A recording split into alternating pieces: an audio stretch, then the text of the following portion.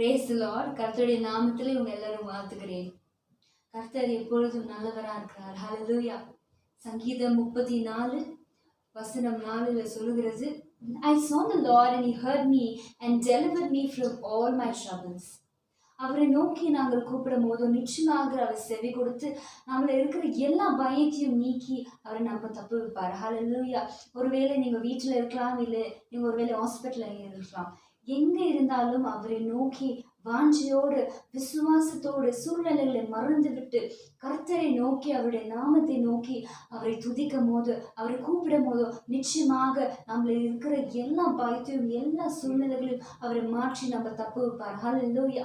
நீங்கள் விசுவாசிக்கிறோம் என்று சொன்னால் எல்லாரும் எங்கே இருக்கிறீர்களோ கண்களை மூடி அவரை துதித்து சில பாடல்களை பாடி இந்த ஒரு சுச்சுவேஷனை நம்ம துதினால நம்ம மேலெடுக்க போகிறோம். ஹalleluya. முறியெடுக்க போகிறோம். ஹalleluya. அந்த நாளில் நீங்க பார்க்கும் போது எரிகோ ஒரு அந்த வாலை துதினால தான் அவங்க என்ன பண்ணாங்க, முறியெடுத்தாங்க. ஹalleluya. ஸோ நம்ம இப்போ என்ன பண்ண வேண்டும் என்று சொன்னால் கண்களை மூடி அவரை துதித்து அவரை ஆராதித்து அவரை போற்றும் போதோ நிச்சயமாக அவர் மகிமை கீழே இறங்கி எல்லா சூழ்நிலைகளையும் சுற்றெடுத்து போகிறோம். ஹalleluya. ஸோ நம்ம எல்லாரும் கண்களை மூடி அவரை ஆராதித்து அவரை போற்றுவோமா இந்த நேரத்தில். Oh Lord Jesus, we praise you, Father God. God, you are the God who hears our praise, Father Lord Jesus. You heard and you delivered from all the fears as you are, Father God. Lord, when we seek you, you are near to us, Father Lord Jesus. Oh, we worship you, Lord, Father God. உமையை நாங்கள் துதிக்கிறோம், உமை சோத்திருக்கிறோம் தகப்பனே. நீர் பெரியவர் என்று சொல்லி நாங்கள் விசுவாசிக்கிறோம் ராஜா. ஆவியானவரே, நம்ம சூழ்நிலைகளை பார்த்து நம்ம சோர்ந்து போகாதபடி, நம்மளுடைய சூழ்நிலைகளை பார்த்து நம்ம கவலை படாதபடிக்கு அப்பா எங்களுடைய விசுவாசத்தையும் என்னுடைய கண்களையும் என்னுடைய கரங்களையும் பர்வதத்துல வரும் அந்த உதவியை நோக்கி நாங்கள் ஏறெடுக்கிறோம். ஏசப்பா, நீங்களே பொறுப்பெடுத்து நடத்துவீர் என்று நாங்கள் விசுவாசிக்கிறோம் தகப்பனே. Oh, we praise you, Lord Jesus. Lord, we know that you are a miracle worker, a destiny changer, oh Lord. And you are the God who answers all our prayers, Father Lord Jesus. We trust in you, Father Lord God. Hallelujah, hallelujah. ஒரு வசனம் சொல்லுகிறது, மான்கள் நீரோடை வாஞ்சித்து கதறுது போல அவருடைய ஆத்துமா அவரை நோக்கி கூப்பிடுது சங்கீதக்காரன் சொல்லுகிறார். ஹalleluya. இந்த நேரத்துல வாஞ்சையோடு நீங்க கேட்கும் போதோ நிச்சயமாக உங்க சூழ்நிலைகளை அவர் மாற்றுவார். நீங்க விசுவாசிக்கிறேன் என்று சொன்னால் வாய்களை திறந்து இந்த நேரத்துல அவர் துதிப்போமா. Thank you, Lord Jesus. Hallelujah. We worship you, Father Lord. Oh, we glorify your name, Lord Jesus. Oh, we worship you, Lord Jesus. Amen.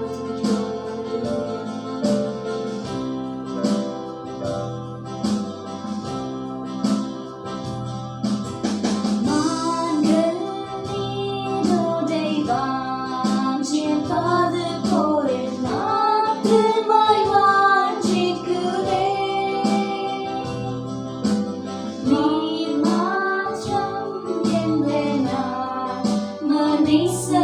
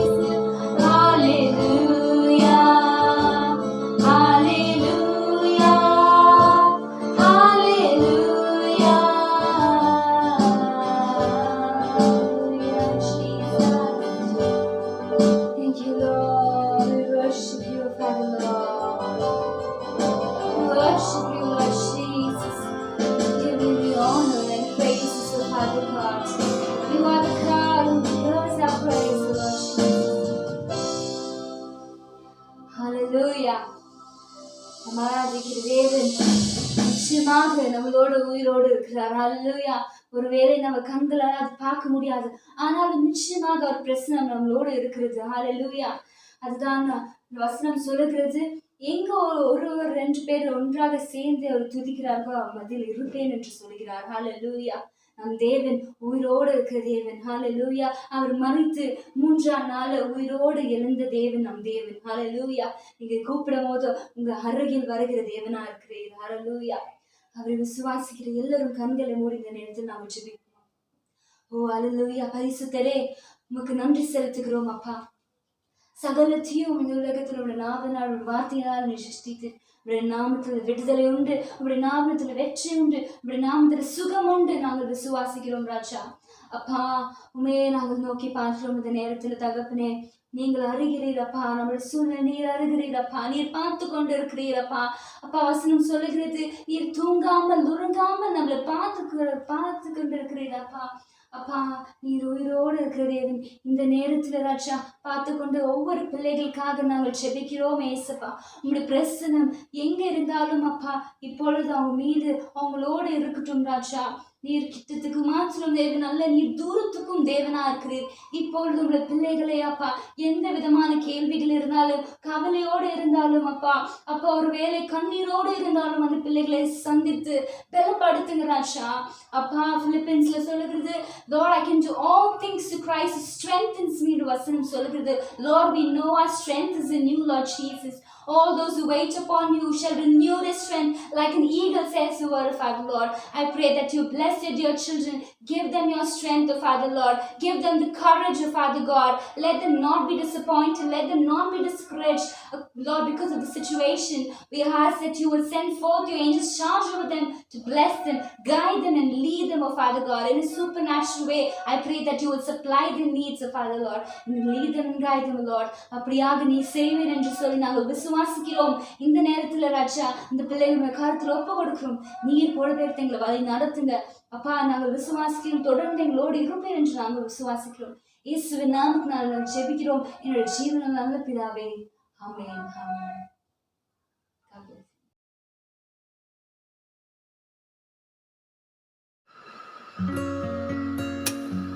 Greetings to you in the name of Jesus Christ. Praise the Lord, FAT, and all the viewers who are watching this broadcast.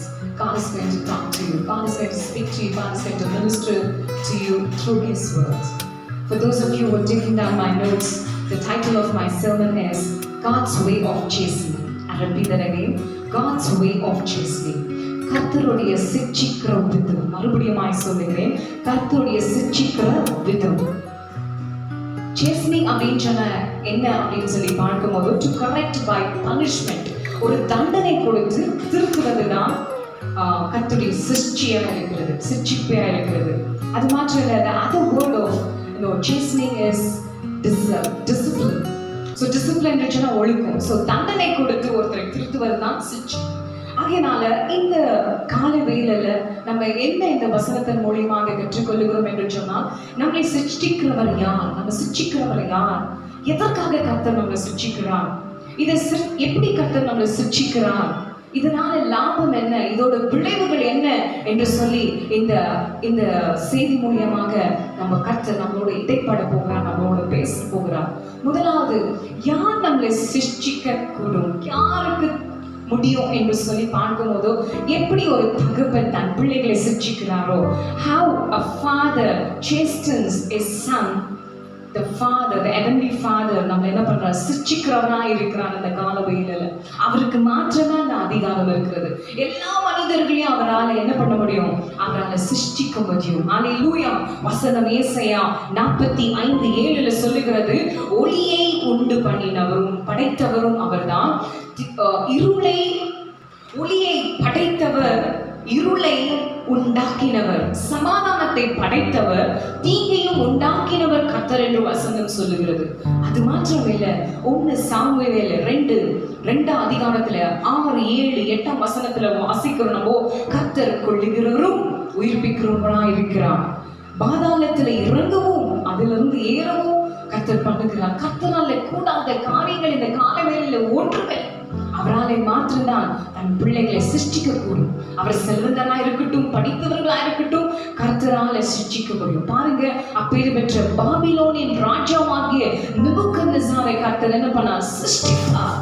அவருக்குள்ள ஒரு அகந்த சிந்தை இருந்தது, அவருக்குள்ள ஒரு மேற்றுமை, அவருக்குள்ள ஒரு பெருமை, நான் என்ற பெருமை. ஆனால் கர்த்தர் சிருஷ்டிக்கும் போது அவரை தானியேல் 4 அதிகாரத்துல வாசிக்கிறோம், அவர் தன்னை தானே தாழ்த்தி அவர் என்ன பண்ணார், கர்த்தரை உயர்த்துகிறதை நம்ம பார்க்கிறோம். ஹல்லேலூயா. சோ யாரை கர்த்தர் சிருஷ்டிக்கிறார் அப்படின்னு பார்க்கும்போதும், இந்த வார்த்தைகளை டிவி மூலியமாக கேட்டுக்கொண்டிருக்கிற, யூடியூப் வழியாக வாட்ச் பண்ணி கொண்டிருக்கிற ஒவ்வொரு பிள்ளைகளையும் கர்த்தர் சிருஷ்டிக்கிறார். ஏனென்று சொன்னால் வசனம் யோவான் 1:12 சொல்லுகிறது, அவர் நாமத்தை அறிந்திருக்கிறபடியால், அவரை நாமத்தை விசுவாசிக்கிற யாராய் இருந்தாலும், அவரை ஏற்றுக்கொண்ட யாராய் இருந்தாலும் அவருடைய பிள்ளைகளாய் ஆகும்படி அவர் அதிகாரத்தை கொடுத்திருக்கிறார். சோ நம்ம எல்லாரும் அவருடைய பிள்ளையா இருக்கிறோம். அது மாற்றம் இல்ல, வசனம் தெளிவாக நீதிமொழி 3:12, எபிரேயர் 12:6 சொல்லுகிறது, எவர்களை அவரை நேசிக்கிறாரோ அவர்களை கர்த்தர் சிருஷ்டிக்கிறார். whomever he loves, all these are eligible for chastening. ஹல்லேலூயா. கர்த்தர் யாரெல்லாம் நேசிக்கிறாரோ அவரை சிருஷ்டிக்கிற தேவனாய் இருக்கிறார். ஹல்லேலூயா. ரோமர் 8:30 சொல்லுகிறது, அவர் எவர்களை முன்குறித்திருக்கிறாரோ அவர்களை அழைத்தும் இருக்கிறார், எவர்களை அழைத்தும் இருக்கிறாரோ அவர்களை நீதிமானாக்கி இருக்கிறார். சோ நீதிமான் அல்லாதவர்களை சிருஷ்டித்து அவர்களை நீதிமானாய் மாற்றி இருக்கிறார். ஆகையினால கர்த்தரால மாற்றம்தான் நம்மளை எல்லாரையும் சிருஷ்டிக்க முடியும். யார் இந்த சிருஷ்டிக்கு பாத்திரன் என்று சொன்னார்? அவரை நாமத்தை விசுவாசிக்கிற யாவரும். கர்த்தர் யாரெல்லாம் நேசிக்கிறாரோ, கர்த்தர் யாரை நேசிக்கிறார் அந்த காலவேளையில? வெறும் நல்லவர்களை மாற்றமா அல்லது வெறும் கிறிஸ்துவ கூட்டத்தை மாற்றமா? அல்லவே அல்ல. எல்லாரையும் கர்த்தர் அளவற்றதாக நேசிக்கிறார். எல்லாரையும், இந்து முசல்மான் எல்லாரையும் கர்த்தர் நேசிக்கிறார். அவரை நோக்கி பார்க்கிறபடியால் அவர் கர்த்தர் என்ன பண்ணுகிறார்? எல்லாரையும் நேசிக்கிறவராக இருக்கிறார். ஹல்லேலூயா. அடுத்தது, ஏன் கர்த்தர் ஒரு மனுஷனை சிட்சிக்கிறார்? Why God chastened us? எதற்காக என்று சொல்லும் போதோ, நம்மளை பார்க்கும் போதோ, நம்ம எல்லாம் எப்படியா இருக்கிறோம்னு சொன்னா, நம்ம எல்லாம் ஒரு பாவியா இருக்கிறோம். ஒருவரு கூட நீதிமான் அல்ல என்றுதான் வசனம் சொல்லுகிறது. No man is righteous living on this earth. So கர்த்தருக்கு பாவத்துல வாழ்கிற காரியம் பிரியமா இல்லை. ஆகையினால தான் அவர் மனம் திரும்பி அவர் பரிசுத்தமாகும்படிக்கு அவர் கர்த்தர் என்ன சொல்லுகிறார்? அவர் சிருஷ்டிக்கிறவராய் இருக்கிறார். பாரு, எப்படி ஒரு வியாதிஸ்தர்களுக்கு ஒரு வைத்தியம் தேவையோ, அதே போல ஒரு பாவிக்கு ஒரு சிருஷ்டிப்பு தேவை. ஏனென்று சொன்னால் அவன் பாவத்தை உணர்ந்து அவன் பரிசுத்தமாகி அவன் மனம் திரும்பும்படிக்கு. அது மாற்றமில்லை. ஒரு சில பேருக்கு இது பாவம் என்று அறியாமல் வாழ்கிற பிள்ளைகள் ஏராளமான நம்ம தேசத்துல உண்டு. எத்தனையோ பிள்ளைகளுக்கு இது பாவம் என்று அறியாது இருக்கிறாங்க. நான் எத்தனையோ ஒரு கவுன்சிலிங் கொடுக்கும் போது நான் பார்த்திருக்கிறேன். அவங்களுக்கு இந்த காரியம் தவறு, இந்த காரியம் சரியில்லை என்று அவர் சொல்லுவார், சிஸ்டர், சகோதரி, இது பாவமா என்று கேட்பார்கள். அதுதான் என்னை ஆச்சரியப்படுத்துகிறது. So there are so many living out in the world doesn't know the difference between clean and unclean, holy and unholy. ஆகையால கர்த்தர் என்ன பண்ணுகிறார்? இந்த சிருஷ்டிப்பு வழியாக, இந்த சிருஷ்டிப்பின் வழியாக அவர் என்ன பண்ணுகிறார்? அந்த உணர்வை கொடுக்கிறார். பாரு, நினைவு பட்டணத்தில் உள்ள பிள்ளைகளுக்கு ஒரு அறியாமல் வாழ்ந்து கொண்டு வந்தார்கள். அவர்களுக்கு தெரியாது, இடது கரத்துக்கும் வலது கரத்துக்கும் ஒரு வித்தியாசம் தெரியாத வாழ்ந்த பிள்ளைகள். யோவான் ஒரு மனிதன் தேவைப்பட்டார். போய் அவர்கள் பாவம், இந்த பாவம், இது பாவம், நீங்க செய்கிறதான காரியங்கள் பாவம், இன்னும் 40 நாட்களில் இந்த நினைவு பட்டணத்தை கர்த்தர் அழிக்க போறான் என்று சொல்லி அவர்களை எச்சரிக்கும்படிக்கு ஒரு யோனா தேவைப்பட்டது. இன்றைக்கு எத்தனையோ பிள்ளைகள் இந்த உலகத்துல நல்லது எது, கெட்டது எது அப்படின்று புரியாமல் இருக்கிறார்கள். ஆகையினால தான் நம்ம எல்லாருக்கும் என்ன தேவைப்படுகிறது என்று சொன்னால் சிருஷ்டிப்பு தேவைப்படுகிறது. கர்த்தருடைய சிருஷ்டிப்பு தேவைப்படுகிறது. எத்தனையோ பிள்ளைகள் பாவத்தில் ஊறி மயங்கி கிடக்கிற பிள்ளைகள் கர்த்தர் பரிசுத்தமாய் வாழும்படிக்கு அழைக்கிறவராயிருக்கிறார். அது மாற்றமல்ல, அநேகருக்கு அந்த உணர்வு தர வேண்டும் என்று சொல்லி அந்த பாவ உணர்வு வசனம் சொல்லுகிறது, தன்னை தானே சோதித்து ஆராய வேண்டும் என்று சொல்லி நம்ம சோதிக்க வேண்டும். நம்ம வாழ்க்கையை சோதிக்க வேண்டும். நம்ம எப்படி இருக்கிறோம், நம்ம வாழ்க்கை எப்படி வந்து நம்மளே நம்ம என்ன பண்ண வேண்டும்? உணர வேண்டும். ஆகையினால தான் இந்த கர்த்தருடைய சிருஷ்டிப்பு உண்டாகிறது. பிரியமானவர்களே, யோபுடைய கதை எல்லாருக்கும் தெரியும். அவர் எப்படி எல்லாவற்றையும் இழந்து போய் நின்றார். ஏனென்று சொன்னால் கர்த்தர் அவரை சோதிக்கும் பொருட்டாக எல்லாவற்றையும் எடுத்து விட்டார். அவருடைய ஆடு, மாடுகள், பிள்ளைகள் எல்லாவற்றையும் இழந்து நிற்கும் போதோ, ஒரு கொடூரமான வியாதி அவனை தாக்கின போது, தனிமையில நிற்கும் போதோ, அவருடைய அவருடைய நண்பர்கள் எல்லாம், அவருடைய ஃப்ரெண்ட்ஸ்கள் எல்லாம் வந்து அவரை குற்றப்படுத்தினார். நீ ஏதோ ஒரு குற்றம் செய்திருக்கிற யோபு, ஆகையினால தான் இப்பேற்பட்ட ஒரு கஷ்டம், இப்பேற்பட்ட ஒரு பாடு வழியா நீ கடந்து போகிறேன் என்று சொல்லி மாறி மறுபடியுமாய் யோபை பார்த்து சொல்லி கொண்டிருந்தார்கள்.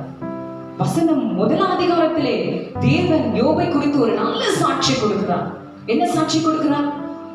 நீதிமான் யோபு ஒரு நீதிமான், அவன் சன்மார்க்கம் உள்ளவன், அவனை போல ஒருவன் இல்லை இந்த பூமியில் அப்படின்னு கர்த்தரே சாட்சி கொடுக்கிறார்.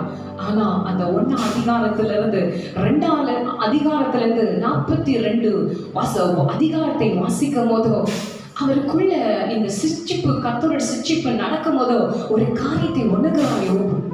31 அதிகாரத்துல நம்ம கூர்ந்து கவனித்து நம்ம வாசிக்கும் போதோ அதுல வந்து யோபு started to introspect his life. He started to self analysis, அதாவது செல்ஃப் ரிஃப்ளெக்ட் பண்றாரோட லைஃப். என் வாழ்க்கை இப்பேற்பட்ட காரியம் ஏன் கர்த்தர் அனுமதித்தார்? இது நடந்திருக்க கூடுமோ, இப்படி நான் பண்ணியிருப்பேனா அப்படின்னு அந்த 31 அதிகாரத்துல நம்ம வாசிக்கும் போதோ ஆங்கிலத்துல இஃப் என்ற வேர்டு 19 டைம்ஸ் குறிப்பிட்டு எழுதப்பட்டிருக்கிறது. இஃப்னா ஒரு டவுட், இல்ல ஒரு டவுட் அவருக்கு, நான் இப்படி பண்ணியிருப்பேனா, if I did this, if I did that அப்படின்னு சொல்லி what is doing is self examination. So why God allows chastening is to, to realize your mistakes. அதான் வெளிப்படுத்தின விசேஷத்துல கூட 2:5 வாசிக்கிறோம் நினைக்கிறேன். Remember from where you have fallen. நமக்கு தெரியல நம்ம எங்க விழுந்திருக்கிறோம், எங்க பாவத்துல இருக்கிறோம், எந்த அக்கிரமத்தினால நம்ம அகப்பட்டிருக்கிறோம், என்ன பாவம் செய்திருக்கிறோம் என்ற ஒரு உணர்வு வரும்படிக்கு கர்த்தர் என்ன சொல்லுகிறார், அந்த சிட்சிக்கை அனுபவிக்கிறார், நம்ம வாழ்க்கையில அனுமதிக்கிறார் கர்த்தர் நம்மளோட வாழ்க்கையில. அதனால அந்த யோபு 19 முறை if I did this, if I did that, unknowingly if I did this அப்படின்னு சொல்லிட்டு என்ன பண்றாரு, தன்னை தானே சோதித்து ஆராய்ந்து அவர் வாழ்க்கையை பார்க்கிறார். அதனால தான் இந்த சிருஷ்டிப்பு எதற்காக என்று சொன்னால், நம்மளை குறித்து ஆராய வேண்டும். நான் எந்த நிலைமையில இருக்கிறேன், என்ன பாவம் செய்திருக்கிறேன் என்ற உணர்வு நம்மளுக்குள்ள வர வேண்டும். அதனால தான் ஜெபிக்கும் போது நம்ம சொல்லணும், எனக்கு ஒரு உணர்வுள்ள ஆவியை தாங்கப்பா அப்படின்னு நம்ம ஜெபிக்கணும். பாருங்க, எனக்கும் எத்தனையோ நேரத்துல ஏதாவது ஒரு கெட்டது நடந்தா, அல்லது ஏதாவது ஒரு வியாதியில தள்ளப்பட்டா, ஏதாவது ஒரு ஃபைனான்சியல் லாஸஸ் எனக்கு ஏற்பட்டா, உடனடியாக நான் யோசிப்பது உண்டு, நான் ஏதாவது தவறு செய்திருப்பேனா, கர்த்தருக்கு விரோதமாக ஏதாவது செய்திருப்பேனா, தேவையில்லாத விடத்துல நின்றிருப்பேனா, தேவையில்லாத காரியத்துல நான் பேசியிருப்பேனா அப்படின்ற ஒரு உணர்வு எனக்குள்ள வருகிறது. அதனால ஏன் கர்த்தர் ஒரு காரியத்தை, ஒரு சிட்சிக்கை கர்த்தர் அனுமதிக்கிறார் என்று சொன்னால், நம்மள வாழ்க்கையை நம்ம ஆராய்ந்து பார்க்க வேண்டும். நம்ம எந்த விடத்துல நிற்கிறோம், எப்பேற்பட்ட வாழ்க்கையில நிற்கிறோம், என்ன காரியம் செய்து கொண்டிருக்கிறோம் என்று செல்ஃப் இன்ட்ரோஸ்பெக்ட் பண்ணணும். நம்ம வாழ்க்கையை நம்மளே ஆராய்ந்து பார்க்கணும். இன்றைக்கு உலகத்தில் இருக்கிற சூழ்நிலை எல்லாருக்கும் தெரியும், எப்பேற்பட்ட ஒரு இருள் சூழ்ந்த நேரத்துல நம்ம ஒவ்வொருவரும் கடந்து போய் கொண்டிருக்கிறோம். இன்றைக்கு நான் எப்படி இதை பார்க்கிறேன்னா, கர்த்தர் ஒரு வேளை நம்மள இந்த தேசத்தை சிர்ச்சித்துக் கொண்டிருக்கிறாரோ என்ற ஒரு யோசனை வருகிறது, ஒரு கேள்வி எனக்குள்ள எழும்புகிறது. ஆனா இன்றைக்கு இந்த கொரோனா வைரஸ் தாக்கி கொண்டிருக்கிற ஒவ்வொரு பிள்ளைகளும் ஒன்று புரிந்து கொண்டிருப்பார்கள். நான் வைத்திருந்த என் பணத்தை வைத்திருந்த என் நம்பிக்கை வீண் என்று இந்த காலத்தில் அவர் புரிந்து கொண்டிருப்பார்கள். எத்தனையோ மனிதனை நம்பி ஓடின இந்த நாட்களில் நான் புரிந்து கொண்டேன், எதையும் எனக்கு உதவாது, எதையும் என்னை காப்பாற்ற முடியாது என்று அநேகர் இந்த நாட்களில் அறிந்திருப்பார், உணர்ந்திருப்பார் பிள்ளைகளே. ஆகையினால தன் கர்த்தர் இப்பேற்பட்ட ஒரு சிக்ஷை நம்மளுக்கு அனுப்புகிறார். God allows us chastening for a reason, for a purpose, so that we can start self-examining ourselves, our lives, hallelujah, our lifestyle, hallelujah. ஆகையினால இன்றைக்கு நிறைய பேர் புரிந்து கொண்டிருப்பார்கள், ஹalleluya, இன்றைக்கு பணத்துக்கு வேல்யூ இல்லைங்க. இன்றைக்கு 7 லட்சம் கொடுத்த சகோதரி கண்ணீரோட அழுகிறாங்க, என் புருஷனை காப்பாற்ற முடியல, என் பிள்ளையை காப்பாற்ற முடியல. இன்றைக்கு பணம் has failed, money has failed, medication has failed, science has failed, but God never fails because He is still reigning on the throne. Hallelujah.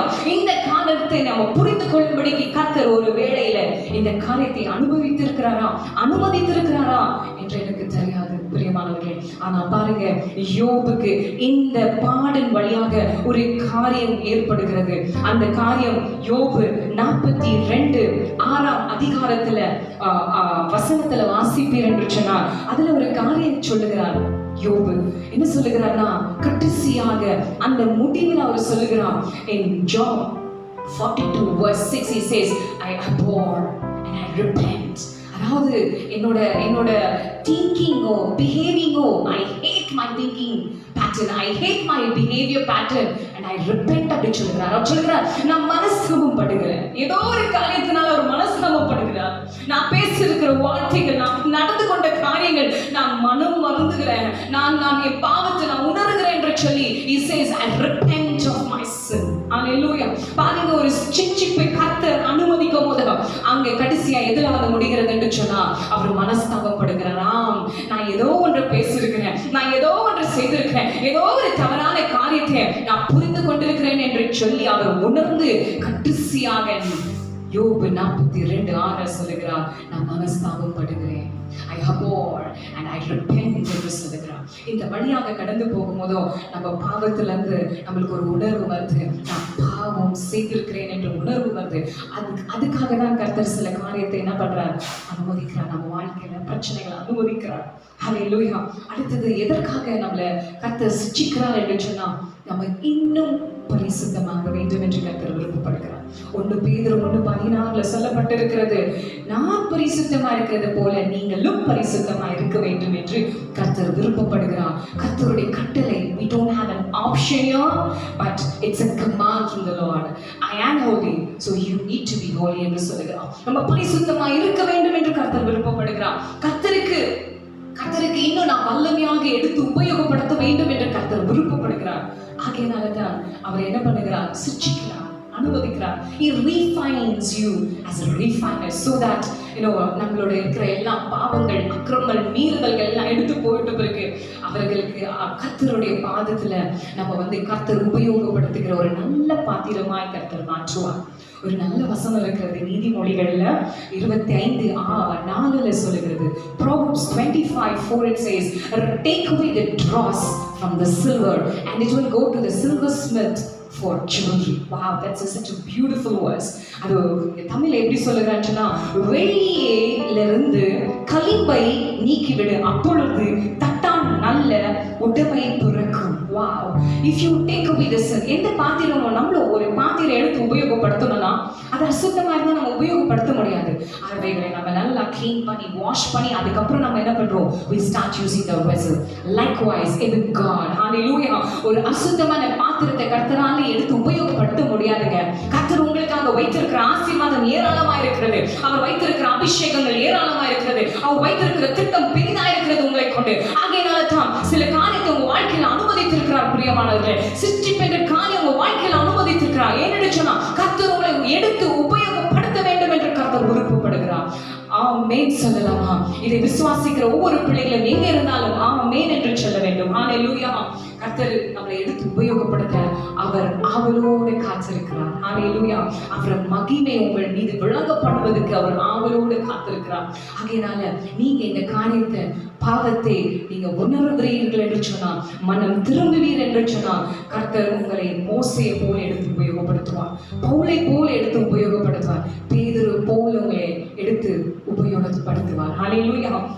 அடுத்தது, கர்த்தர் ஏன், யார் சிருஷ்டித்தார், யார் சிருஷ்டிக்கிறார், அது மாத்திரம் இல்ல எதற்காக கர்த்தர் சிருஷ்டிக்கிறார் என்று பார்த்தோம். ஆனா கர்த்தர் எப்படி சிருஷ்டிக்கிறார், how does God chasten us, அவர் செய்கிற விதம் எப்படி அப்படின்னு பார்க்கலாம். பாருங்க, ஒவ்வொருத்தருக்கும் ஒரு விதமான ஒரு டெக்னிக் இருக்கு. to chasten people, to discipline people. I worked as a teacher. நான் கிளாஸ் எடுத்துக்கொண்டு இருக்கும் போது not every child will pay attention to my class. அவங்க எல்லாரும் என்னோட கிளாஸ் அட்டென்டிவா இருக்குவாங்க நாங்கள் எதிர்பார்க்க முடியாது. ஒரு சில பசங்க ரொம்ப வாழுத்தனம் போனோம், ரொம்ப நாட்டியா இருப்பாங்க கிளாஸ்ல. நான் கிளாஸ் எடுத்துக்கொண்டே இருக்கும் போதும் கிளாஸ் நல்ல ஃப்ளோல போயிட்டு இருக்கும். Every one will be attentive but except for few இங்கே அங்கே. அப்போ அவங்களை நான் என்ன பண்ண முடியும், அவங்களை கண்ட்ரோல் பண்ணணும், அவங்களை டிசிப்ளின் பண்ணணும். But the same time my class should go in a good flow. நான் என்ன பண்ணுவேன், கோபம் படாதபடிக்கு யார் அங்கே நாட்டியா இருக்கிறாங்களோ அவங்கள பார்த்த உடனே நான் சொல்லுவேன், I like the way your sitting அப்படின்னு சொன்ன உடனே அவன் ஸ்ட்ரெயிட் ஆஃப் வரும். I like the way your looking at me, நான் என்னை பார்ப்பான். And I say I like the way your listening to my class அப்படின்னு சொன்ன உடனே அவன் ரொம்ப அட்டென்டிவா இருக்கும், ஃபுல் கிளாஸ் அட்டென்டிவா இருப்பான். So that's my way of disciplining children. Sometimes ரொம்ப வாழத்தனம் பண்ணா கட்டுப்பா இருக்கும், போய் ஓங்கி ஒரு அணை அடிக்கிற மாதிரி இருக்கும். ஆனால் அது பண்ண முடியாது கிளாஸ் டைம்ல. So what I do, I will turn to the black போர்டில் ஒரு நல்ல ஒரு ஹாப்பி ஃபேஸ் வரைஞ்சிட்டு அந்த பையனோட பேர், யார் வாழுத்தனம் பண்றாங்களோ அவங்களோட பேர் எடுத்து அது கீழே போட்ட உடனே அது பார்ப்பாங்க, ஐயோ என் பேரு ஹாப்பி ஃபேஸ் கீழே வந்துருச்சு அப்படின்னு ஒரு சந்தோஷத்துல they will automatically get discipline. That's my way of discipline. But different people have different techniques to discipline people. Discipline different things. ஒரு ட்ரைபல் இடத்துல ஒரு ட்ரைபல் பீப்புள் எப்படி பண்ணுவாங்களா, அவங்களை எப்படி சிரிச்சிப்பாங்க, ஒரு தவறு செய்தாங்க எப்படி சிரிச்சிப்பாங்கன்னு சொன்னா, எல்லாரும் அங்க இருக்கிற ஊர் ஜனங்கள்லாம், அந்த கிராமத்து பிள்ளைகள் எல்லாம் ஒருவன் பாவம் செஞ்சுட்டான், ஒருத்தர் அக்கிரமம் பண்ணிட்டான், ஒரு தவறு செஞ்சுட்டான் அப்படின்னு சொல்லும்போது எல்லாரும் அவரை சுற்றிலுமாய் ஒரு வட்டமாக ஒரு சர்க்கிளை நின்று கொண்டு அவரை நடுவில் நின்று அவங்க என்ன பண்ணுவாங்களா தெரியுமா? அவங்கள வைய மாட்டாங்க, அவங்கள திட்ட மாட்டாங்க. அவங்க செய்ய வேண்டிய காரியம் என்ன தெரியுமா? அவரை பற்றி எவ்வளவு முடியுமோ நல்ல நல்ல காரியங்கள் அவரை பற்றி சொல்லுவாங்களா. நீ நல்லவ, நீ ரொம்ப அன்புடையவர், நீ ரொம்ப தாழ்மை அப்படின்னு ஒவ்வொரு காரியம் அவங்க பார்த்து சொல்லுவதும் அவன் வந்து அழ ஆரம்பிப்பானா, அவன் உணர ஆரம்பிப்பானா. என்ன சொல்ற, ஐயோ நான் தவறு செஞ்சுட்டேன், நான் இப்படி பண்ணக்கூடாது, அவங்க எவ்வளவு நல்ல அபிப்பிராயம் என் மேல வச்சுருக்காங்கன்னு அவன் மனம் திரும்ப ஒரு வாய்ப்பு இருக்கிறது என்று சொல்லி சில ட்ரைபல் பீப்புள் இந்த மாதிரியான ஸ்ட்ராட்டஜிஸ் யூஸ் பண்ணுவாங்க டு சேசன் பீப்புள். ஸோ சில பேரை சிச்சிப்பதுக்காக. இப்போ ரீசெண்டாக இந்த பேண்டமிக் டைம்ல எல்லாருக்கும் தெரியும், we are not allowed to go out after 10 o'clock. Traffic police அங்கங்கே நிற்பாங்க. ஆனால் இவங்க எப்படி சிரிச்சுக்கிறாங்கன்னா சில இடத்துல நான் கேள்விப்பட்டேன், whoever disobey the law, whoever break the rules, they give roses to them. அவங்களுக்கு ரோஸ் கரங்களை கொடுத்துட்டு your life is precious, please don't come out அப்படின்னு சொல்லி அவங்க கையில ஒரு ரோஸ் கொடுத்து அனுப்புறாங்க. So each one has a different way to chasten. சிரிச்சுப்பதுக்கு different ways இருக்கு. ஆனா நம்ம இங்க பார்க்க போறோம், கர்த்தர் எப்படி சிரிச்சுக்கிறார், கர்த்தர் எந்த விதத்துல ஒரு மனுஷனை சீர்திருத்துறார் அப்படின்னு சொல்லி பார்க்கும்போது யோபு 5ல ஒரு அழகான ஒரு வசனம் இருக்கிறது. யோபு 5:18, அதாவது ஜாப் 5:18 ஒரு வசனம் விதமாக சொல்கிறது, அவர் காயப்படுத்தி கட்டு போடுகிற தேவனா இருக்கிறார். ஹல்லேலூயா, ஹல்லேலூயா. அவர் காயப்படுத்துகிறாராம். Even before he heals your wound, he breaks you. Hallelujah. He strikes you. Hallelujah. And then he makes all the dressing up. முதலாவது காயப்படுத்துகிறாராம். நிறைய பேருக்கு நான் பேசுகிற காரியம் பிடிக்காமல் இருக்கலாம். Many people will go on debate. No, my God is loving Father. He never does that. அவர் அன்பா இருக்கிறார், அவர் கிருபையா இருக்கிறார், இப்படி என்ற வசனம் தான் கேட்க அதிகமாய் ஆசைப்படுகிறோம் தவிர நம்ம கர்த்தர் அடிக்கிறார், ஹல்லேலூயா, காயப்படுத்துகிறார் என்று ஒரு சில பேருக்கு தான் இதை பேர் பெற்ற வசனத்தை கேட்க பிடிக்கும். ஹல்லேலூயா. நான் கேட்கிறேன் உங்களை, எவ்வளவு நாளைக்கு கர்த்தர் இரக்கமா இருப்பார் உங்கள் மீது? எவ்வளவு நாளைக்கு கர்த்தர் கிருபையை ஊற்றிக்கொண்டே இருப்பார் உங்கள் மீது? எதுவரையிலும்? asking until when? Until when God is going to be gracious to you? Until when God is going to be loving to you? எவ்வளவு நாளைக்கு? ஒரு தவறு செய்யும் போது கர்த்தர் என்ன பண்ணுகிறார்? தன் தகப்பன் தன் பிள்ளைகளை சிருஷ்டிக்கிறது போல நம் பரலோக தேவன் சிருஷ்டிக்கிறார். அவர் எப்படி சிருஷ்டிக்கிறார் என்று சொன்னால் காயப்படுத்தி அவர் கட்டு போடுகிற தேவனாக இருக்கிறார். ஹல்லேலூயா. பாருங்க, நம்ம வேதத்தை நன்றாக அறிந்து கொள்ள வேண்டும். ஏன் வேதத்தை நன்றாக அறிந்து கொள்ள வேண்டும் என்று சொன்னால் அவைகளிலே கர்த்தரை பற்றி அதிகமாக எழுதப்பட்டிருக்கிறது. ஒரு யார், அவர் இன்னார் என்று சொல்லி சங்கீதம் 18 ஒரு வசனம் சொல்லுகிறது, 25, 26 அவர் தயவுள்ளவருக்கு தயவுள்ளவர் என்று காண்பித்துக் கொள்கிறாராம். உத்தமருக்கு அவர் உத்தமர் என்றும் புனிதருக்கு புனிதராகவும் மாறுபாடு உள்ளவனுக்கு அவர் மாறுபாடு உள்ளவராக இருக்கிறார் என்று வசனம். ஆகையினால அவர் யார் நீங்க எப்படி பிஹேவ் பண்ண போறீங்களோ the same way God is going to behave back with you. So ஆகையினால வசனத்தை நல்லா புரிஞ்சுக்கொள்ளுங்க. அவர் எப்படி ஒரு மனுஷனை பாவத்திலிருந்து அவரை மீட்டுக் கொள்ளும்படி அவரை திருத்தும்படிக்கு சிக்ஷிக்கிறார் என்று சொன்னா அவரை முதலாவது காயத்தை போடுகிறார். அதான் எபிரேயர்ல 12:11 சொல்லுகிறது, எந்த சிருஷ்டியும் தற்காலத்துல சமாதானம் காணாமல் துக்கமாய் காணும். சந்தோஷமா இருக்காது, துக்கமா தான் இருக்கும். ஆனாலும் அவர் சிருஷ்டிக்கிற விதம் இதுதான். சோ அவர் காயப்படுத்துகிறார் என்று சொன்னால் சில நேரத்துல அவர் வியாதிகளை அனுமதிக்கிறார், பிரச்சனைகளை அனுமதிக்கிறார், போராட்டங்களை அனுமதிக்கிறார், சில கெட்ட சம்பவங்கள் உங்க வாழ்க்கையில அனுமதிக்கிறார். பாருங்க, உதாரணத்துக்கு இஸ்ரவேல் ஜனங்கள் கூட எவ்வளவு முறை அவர் வந்து உணர்த்தினார், பாவம் செய்யாதீங்க அப்படின்னு சொல்லி அநேக தீர்க்கதரிசிகளை அனுப்பி கொண்டே இருந்தார். ஆனாலும் அவர்கள் தொடர்ந்து பாவத்தில் ஈடுபட்டு கொண்டே இருந்தார்கள். ஆனால் அந்த தொடர்ந்து ஈடுபட்டு கொண்டிருக்கிற வேலையில் அந்த பாவத்துல இருக்கும் போதும் அவங்க எப்போ விக்கிரகாராதனைக்குள்ள கடந்து போனார்களோ, கெட்ட காரியங்களை செயல்பட ஆரம்பித்தார்களோ, கர்த்தர் என்ன பண்ணார்? அவரை தண்டித்தார். எப்படி தண்டித்தார் என்று சொன்னா சில வாதைகளை அனுப்பினார். இறைமையாளெல்லாம் வாசிக்கிறேன், எப்பேர் பெற்ற வாதைகளை கர்த்தர் அனுப்பினார் என்று சொல்லி. அது மாத்திரம் இல்ல, எதிரி கையில் அவர்களை ஒப்பு கொடுத்தார்.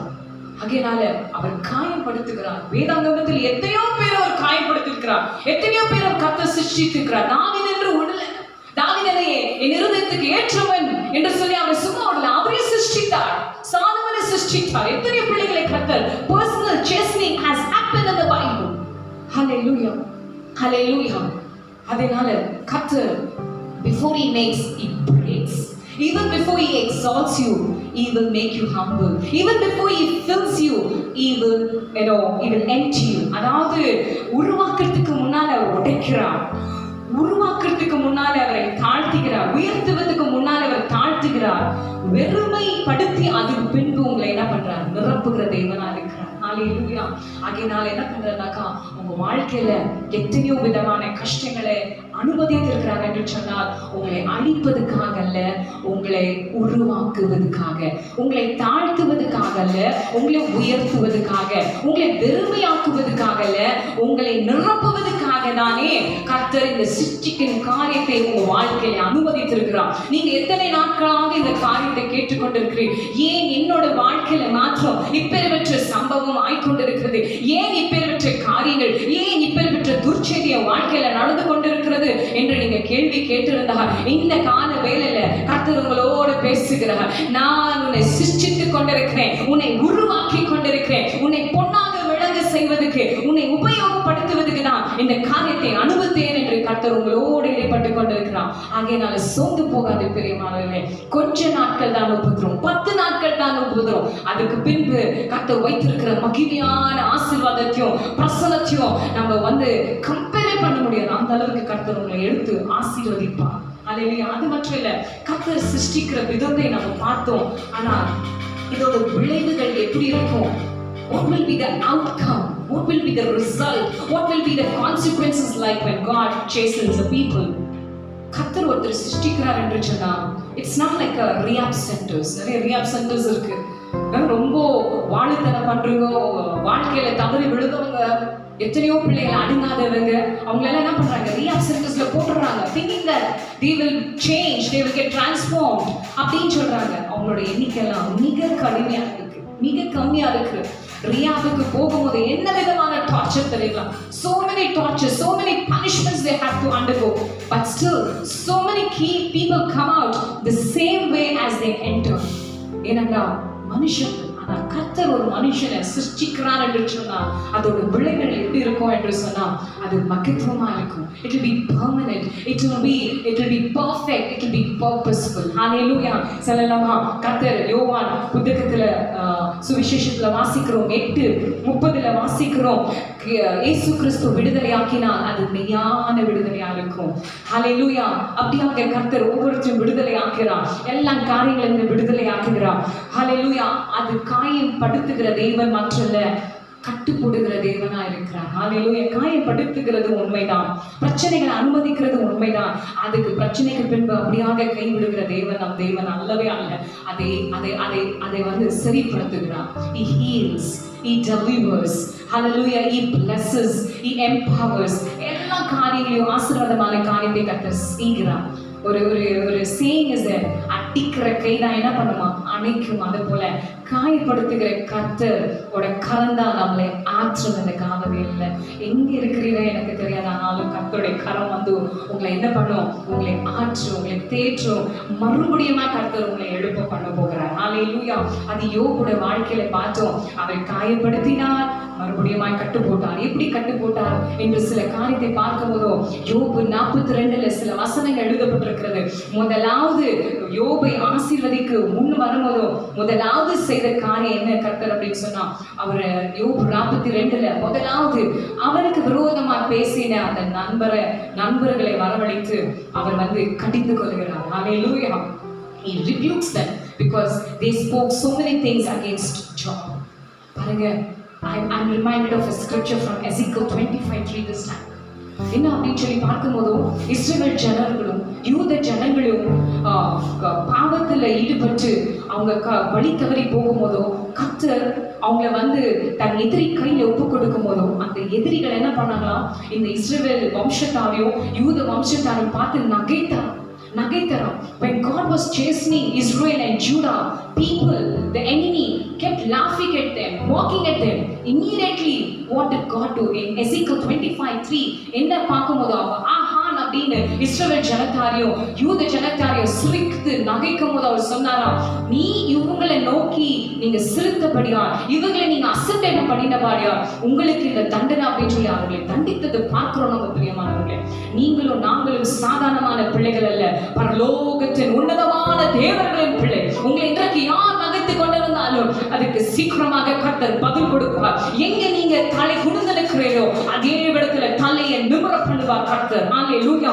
எந்த இடத்துல எந்த நபர் முன்னால நீங்க வெட்கப்பட்டு அவமானத்தோடு நின்று கொண்டிருக்கிறீரோ, என்னை இழந்து நிற்கிறீரோ, கர்த்தர் இரட்டத்தனையான ஆசீர்வாதத்தை உங்களுக்கு மீண்டும் மீண்டும் மீண்டும் கொடுக்க வல்லமுள்ளவராய் இருக்கிறார். பார், யோபுக்கு செய்தார் என்று சொன்னால் உங்களுக்கும் எனக்கும் செய்ய மாட்டாரா?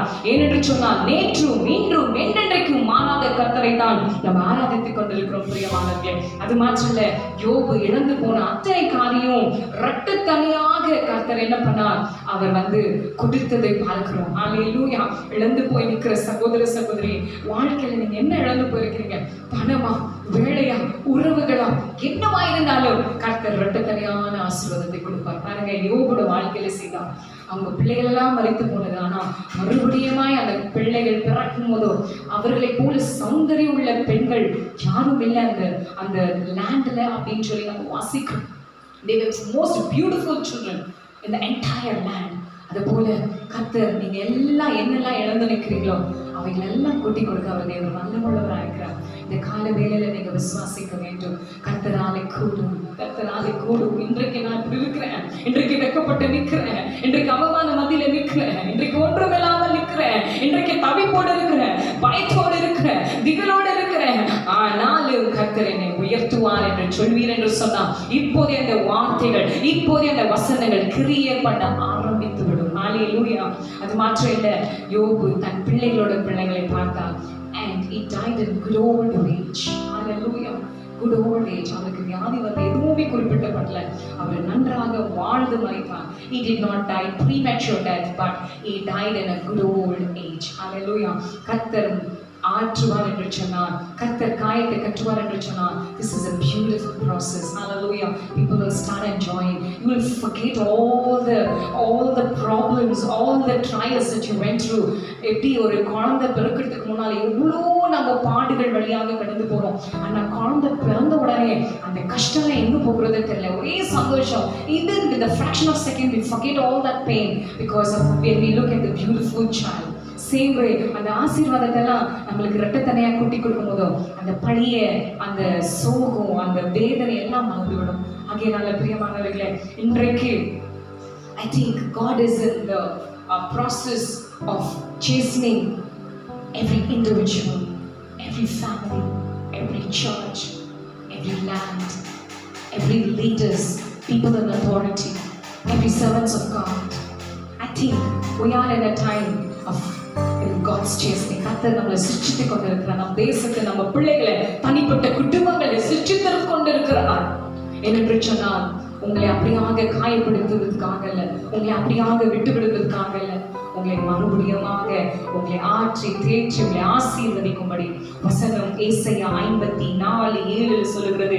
இம்மை பொழுதும் உன்னை கைவிட்டேன், ஆனாலும் உருக்கமான இரக்கங்களால உன்னை சேர்த்துக் கொள்வேன் என்ற வசனத்தின்படியே நம்மளை கர்த்தர் ஆசீர்வதிப்பார். ஹல்லேலூயா.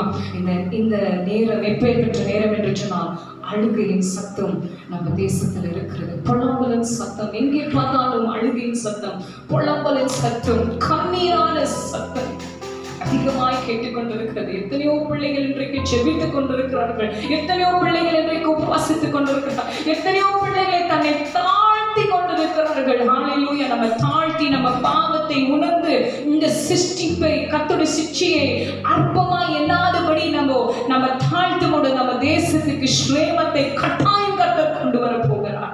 இழந்து போன காரியத்தை, இழந்து போன economy fall, slide, whatever it is, God can establish it for one more time in the name of Jesus. Anything and everything is possible by my Lord. Hallelujah. Those who believe and trust in Him, can you say good amen? Hallelujah. ஒரு சிறு பாடலை பாடி நம்ம இந்த கால வேளையில இந்த ஆராதனை, ஹalleluya, இந்த காலை செய்தி நம்ம முடிக்கலாம். எல்லாருக்கும் தெரிந்த ஒரு பாடலை தான். கண்களை மூடி நீங்க எங்க இருக்கிறீர்களோ இந்த பாட்டு நீங்க பாடி கர்த்தருடைய நாமத்தை மகிமைப்படுத்துங்க. ஹalleluya ஹalleluya. நீங்க இருக்கிற இடத்திலேயே கண்களை மூடி ஹalleluya உங்களை தாழ்த்தி நீங்க ஒப்பு கொடுக்கலாமா? ஹalleluya.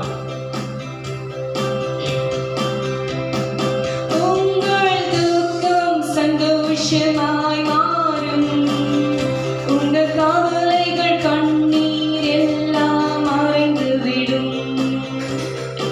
உங்கள் துக்கம் சந்தோஷமாய் மாறும், உங்கள் கவலைகள் கண்ணீர் எல்லாம் மறைந்து விடும். கலங்காதே மகனே, கலங்காதே மகளே, கலங்காதே மகனே, கலங்காதே மகளே. என் இயேசு கைவிட மாட்டார், என் இயேசு கைவிட மாட்டார். திராணிக்கு மேலாக சோதிக்கப்பட ஒரு நாளும் விட மாட்டார். திராணிக்கு மேலாக சோதிக்கப்பட ஒரு நாளும் விட மாட்டார். தாங்கிடும் பலம் தருவார், தப்பி செல்ல வழி செய்வார். தாங்கிடும் பலம் தருவார், தப்பி செல்ல வழி செய்வார். கலங்கிடவே வேண்டாம், கலங்கிடவே வேண்டாம், கலங்கிடவே வேண்டாம், கலங்கிடவே வேண்டாம். என் இயேசு கைவிட மாட்டார், என் இயேசு கைவிட மாட்டார். நடந்ததை நினைத்து கலங்காதே, நடந்ததை மறைத்து விடு. கடந்ததை நினைத்து கலங்காதே, நடந்ததை மறந்து விடு. கர்த்தர் புதியது செய்திடுவாய், இன்றே நீ காண்பாய். கர்த்தர் புதியது செய்திடுவாய், இன்றே நீ காண்பாய். கலங்கிடவே வேண்டாம், கலங்கிடவே வேண்டாம், கலங்கிடவே வேண்டாம், கலங்கிடவே வேண்டாம். நம் இயேசு கைவிட மாட்டார். கரங்களை தட்டி நம் இயேசு கைவிட மாட்டார், நம் இயேசு கைவிட மாட்டார். கரங்களை ஒரு விசியாய் நன்றாக தட்டி நம் தேவனை சோதரித்து துதிக்கலாம். கண்களை மூடி தலைகளை தாழ்த்தி ஒரு சிறு ஜெபத்தோட இந்த காலையில இந்த ஆராதனை முடிக்கலாம். நம்ம நன்றி கர்த்தாவே, இந்த அருமையான நேரத்துக்காக நன்றி. இந்த அருமையான வேலை எங்களுக்காக கொடுத்தீர், உமக்கு ஸ்தோத்திரம். அருமையான வசனத்தோட உங்களுடைய பிள்ளைகளோட இடைப்பட்டதுக்காக நன்றி செலுத்துகிறோம். கொடுத்ததான வாக்கு தத்தங்களுக்காக நன்றி அப்பா, கொடுத்ததான நிச்சயத்துக்காக நன்றி செலுத்துகிறோம். இன்றைக்கு பார்த்து கொண்டிருக்கிற கேட்டு கொண்டிருக்கிற எல்லா சகோதர சகோதரிகளுடைய கரங்களில் ஒப்பு கொடுக்கிறோம், உன் பாதத்தில் கொண்டு வருகிறோம். இவர்களையோட வாழ்க்கை நீங்க பொறுப்பெடுத்துக் கொள்ளுங்க ராஜா.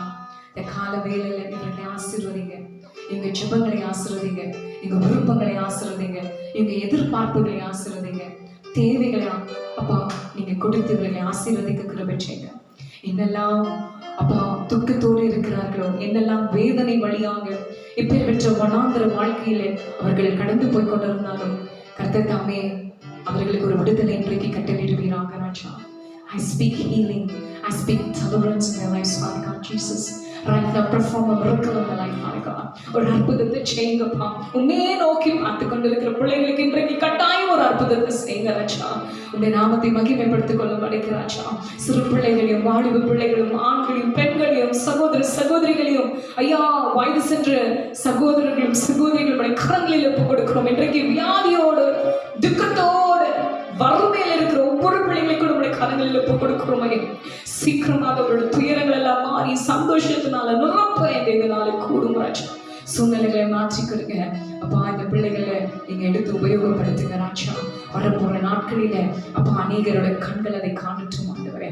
அப்படியாக இந்த நாள் முழுவதும் அவர்களை ஆசீர்வதித்து, இந்த மாதம் முழுவதும் அவர்களை ஆசீர்வதித்து வழிநடத்துங்க ராஜா. தேவைகளை சந்திக்கப்படட்டும். இயேசுவின் நாமத்தினாலே ஜெபிக்கிறோம் எங்கள் ஜீவனுள்ள நல்ல பிதாவே. ஆமென். ஆமென். Praise the Lord.